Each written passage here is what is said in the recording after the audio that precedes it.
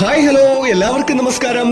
മൂകാംബിക ദേവി ഒരു ഓലക്കുടയിലേന്തി പനച്ചിക്കാട്ടിലേക്ക് എത്തിയ കഥ.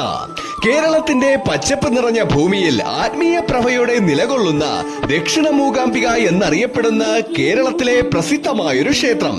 ദേവിയുടെ മഹിമയും കാരുണ്യവും നിറഞ്ഞു നിൽക്കുന്ന മൂകാംബിക ദേവി വന്ന് വാണരുളുന്ന പനച്ചിക്കാട് ദക്ഷിണ മൂകാംബിക ക്ഷേത്രം. പനച്ചിക്കാട് ദക്ഷിണ മൂകാംബിക എന്നാണ് ക്ഷേത്രത്തിന്റെ പേരെങ്കിലും ഈ ക്ഷേത്രത്തിലെ പ്രധാന പ്രതിഷ്ഠ ഭഗവാൻ വിഷ്ണുവാണ്.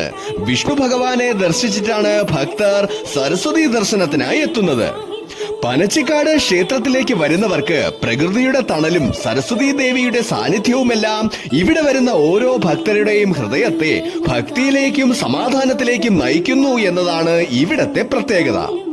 കാടിനുള്ളിൽ മറഞ്ഞിരിക്കുന്ന ഈ മഹാക്ഷേത്രത്തിൽ ദേവി സരസ്വതിയായി, വിദ്യാദായികയായി, ലക്ഷ്മിയായി, സമൃദ്ധിയുടെയും ഐശ്വര്യത്തിന്റെയും പ്രതീകമായി ദുർഗയായി, സർവശക്തിയുടെയും പ്രതീകമായി അമ്മ പനച്ചിക്കാട് കുടികൊള്ളുന്നു.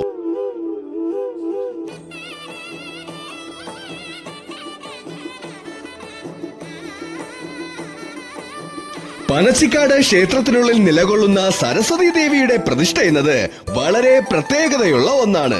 കാടിന്റെ നടുവിൽ ഒരു ചെറു കുളത്തിനരികിൽ നിലകൊള്ളുന്ന സരസ്വതി ദേവി ദർശനം ആത്മാവിനെ ആഴത്തിൽ സ്പർശിക്കുന്ന ഒരു ദിവ്യാനുഭവം തന്നെയാണ്.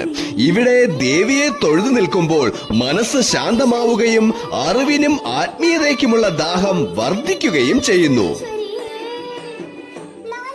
നവരാത്രി, പത്താമുദയം പോലുള്ള വിശേഷ ദിവസങ്ങളിൽ കുരുന്നുകൾക്ക് വിദ്യാരംഭം ചെയ്യിക്കുന്ന വിദ്യാരംഭം ചടങ്ങ് ഇവിടെ വളരെ പ്രസിദ്ധമാണ്. മാതാപിതാക്കൾ തങ്ങളുടെ മക്കളെ ദേവിയുടെ സാന്നിധ്യത്തിൽ കൊണ്ടുവന്ന് അറിവിന്റെ ആദ്യാക്ഷരം കുറിക്കുന്നു. ജീവിതത്തിലെ മറക്കാനാവാത്ത ഒരു അനുഭവം തന്നെയാണ് ഈ ക്ഷേത്രത്തിൽ നിന്നും ലഭിക്കുന്നത്. ഈ ക്ഷേത്രത്തിൽ കാൽവച്ചാൽ മനസ്സിലെ ആശങ്കകളും വിഷമങ്ങളും ഒലിച്ചു പോവുകയും ദേവിയുടെ കരുണാനിരീക്ഷണത്തിൽ ജീവിതം കൂടുതൽ പ്രകാശമുള്ളതുമാകുന്നു.